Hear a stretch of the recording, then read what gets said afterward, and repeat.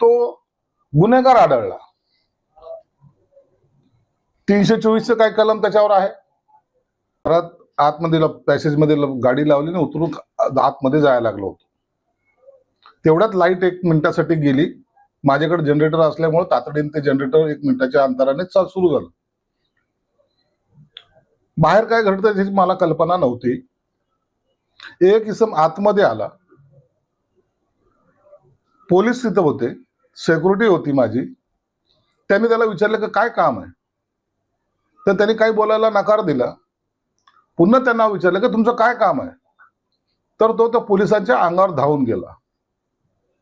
मग पोलिसांनी त्याला पकडलं आणि पाहिलं तर त्याच्या तोंडाला वास येत होता. कदाचित तो दारू पिलेला असावा असा एक संशय त्यांना आला आणि त्यांनी त्याला धरलं आणि गाडीत बसवायचा प्रयत्न केला. जेव्हा मला ही घटना कळाली आतमध्ये मी असताना, मी सहज सांगितलं की एखादा असेल, पिलेला असेल, काय आहे त्याला विचारून घ्या. पोलिसाला सांगितलं की थोडं दमदाटी करा आणि सोडून द्या. परंतु पोलिसांनी सांगितलं की साहेब आम्हाला थोडा संशय येतोय. इतके रात्रीचा मोटरसायकलीवर येणारा इसम कोण आहे आम्हाला सहनिशा त्याची करावी लागेल. आम्ही आमच्या पद्धतीने तपास करतो, नंतर आम्ही त्याला सोडून देऊ. मग त्याला मेडिकलला घेऊन गेले आणि त्या मधल्या कालावधीमध्ये काही माहिती पोलिसांनी जमा करायला सुरुवात केली की नेमका हा इसम कोण. तर माझ्या मतदारसंघाला लागून असलेला प्रदीप जयस्वालचा मतदारसंघ, त्या ठिकाणी पोलीस स्टेशनच्या समोर समतानगरचा तो रहिवासी, आणि पोलिसांची काही माहिती काढली त्याच्यामध्ये मग तो गुन्हेगार आढळला. 324 काय कलम त्याच्यावर आहे. 103 म्हणजे खून. 302 आता ते 103 झालं, तेच कलम काय असावं. 302 मध्ये तो सह आरोपी आहे. मी रात्रीची घटना विसरून गेलो होतो, मला कल्पना नव्हती. मला पिल्याला सोडला असेल, परंतु सकाळी जी काही मला माहिती मिळाली की त्याला या सगळ्या त्याच्या पद्धतीने तपास करतायत.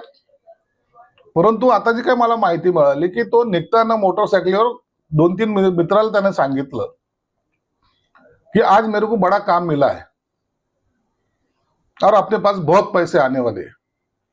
आता नेमकं कोणी त्याला काय काम दिलं किंवा काय त्याचा होतं इरादा होता त्याची मला कल्पना नाही. पोलीस त्यांच्या पद्धतीने तपास करतायत.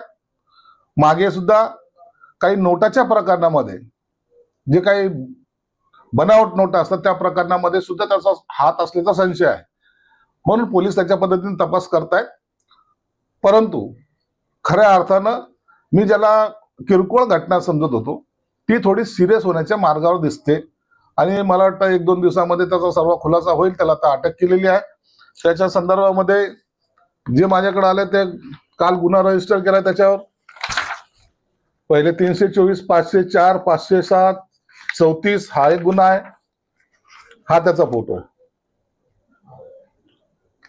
हा त्याचा फोटो आहे.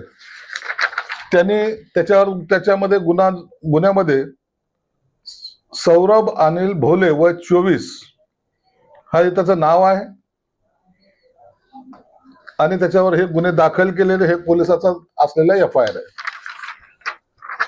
संसारनगर मध्ये ज्या तरुणाचा खून झाला होता तो हे त्याची ते कात्रण आहेत. त्याच्यामध्ये हा सहआरोपी म्हणून त्याचं नाव सौरभ भोले याचा समावेश असल्याचं याच्यामध्ये दिसतंय. म्हणून हा क्राईम त्याचा ट्रॅक असलेला माणूस. आणि महत्वाचं म्हणजे आज मुझे बडा काम मिला है, माझ्याकडे जास्त पैसे येणार आहेत. तर हे त्याला कुणी सुपारी दिली किंवा काय याबाबत पोलीस तपास करतायत.